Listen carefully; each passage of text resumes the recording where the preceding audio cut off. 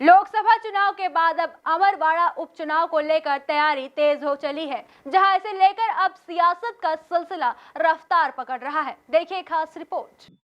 देखिए नमन जी, भारतीय जनता पार्टी जीत से उत्साहित नहीं होती है और हार से विचलित नहीं होती है।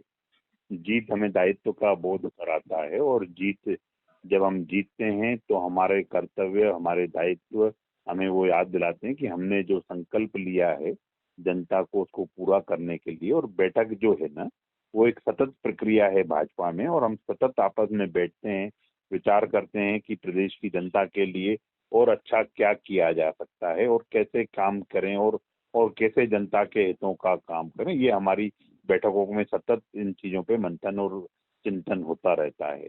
क्योंकि एक हम राजनीतिक दल हैं, चुनाव भी अति आवश्यक हैं, और हम तो 24/7 365 दिन 5 साल चुनावी मोड में रहते हैं। आपका यह कहना कि अमरवाड़ा में चुनाव है और वो हमने कभी नहीं जीती, तो निश्चित ही हमने आज तक उस सीट पे विजयश्री का वरण नहीं किया है। और अब आप जिस तरह से प्रदेश की जनता ने, अगर आप लोकसभा चुनाव की दृष्टि से देखेंगे तो हमने 215 सीटें जीतने का काम किया है। हम जो बोलते थे ना कि अब की बार 200 पार, हमारा विपक्षी दल हंसता था कि ये लोग 200 पार कैसे जाएंगे। इस चुनाव के रिजल्ट परिणाम उठा के देख लीजिए, हम 215 के आसपास सीटों पे हमें विजयश्री का आशीर्वाद मिला है। हम इस बार जो उपचुनाव है उसमें वो भी हमने पहले भी मिथ्या तोड़ने का काम किया है कि लोग बोलते थे छिंदवाड़ा सीट नहीं जीत पाएंगे, हमने वो भी जीतने का काम किया है। कमलनाथ जी का अभेद किला है, उसको भी हमने ढहाने का काम किया है। इसी तरह से हम अपने कार्यकर्ता, जो हमारा कार्यकर्ता है वो अपने परिश्रम की पराकाष्ठा करता है, और हमारा कार्यकर्ता देवतुल्य कार्यकर्ता है, वो भी मुठ्ठियां मींच के हम संकल्पित है कि इस बार अमरवाड़ा भी हम जीतने का काम करेंगे।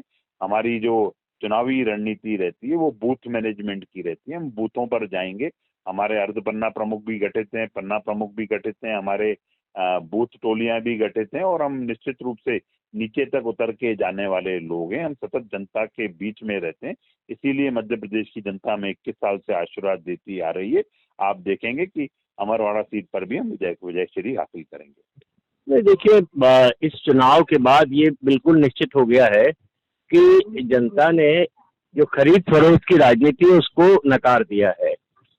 अब आप धनबल बाहुबल से और इस तरह के किसी भी हथकंडे से अगर लोगों को खरीद फरोख्त करते हैं और फिर उन्हीं लोगों को वापस चुनाव में डालते हैं। आप देखें, जो शाह है उसने कांग्रेस पार्टी के चुनाव चिन्ह पे चुनाव जीता, वो कांग्रेस पार्टी का एमएलए था, अब फिर उसको बीजेपी टिकट दे रही है। तो जनता अब इस बात को समझ गई है और निश्चित रूप से अमरवाड़ा में उनको भारी शिकस्त का सामना करना पड़ेगा। भाजपा का कैंडिडेट बुरी तरह से हारेगा और कांग्रेस पार्टी का जो हमारा कैंडिडेट है वो पूरी शिद्दत के साथ, पूरी मेहनत के साथ, पूरी ताकत के साथ उतरा है और हमको वहां पर विजयश्री हासिल होगी।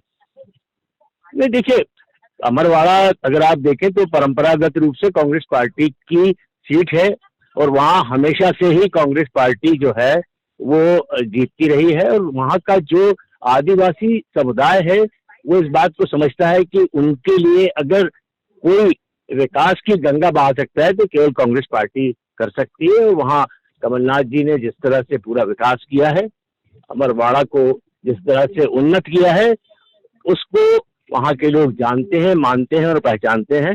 निश्चित रूप से वहां कांग्रेस पार्टी की भारी जीत होगी।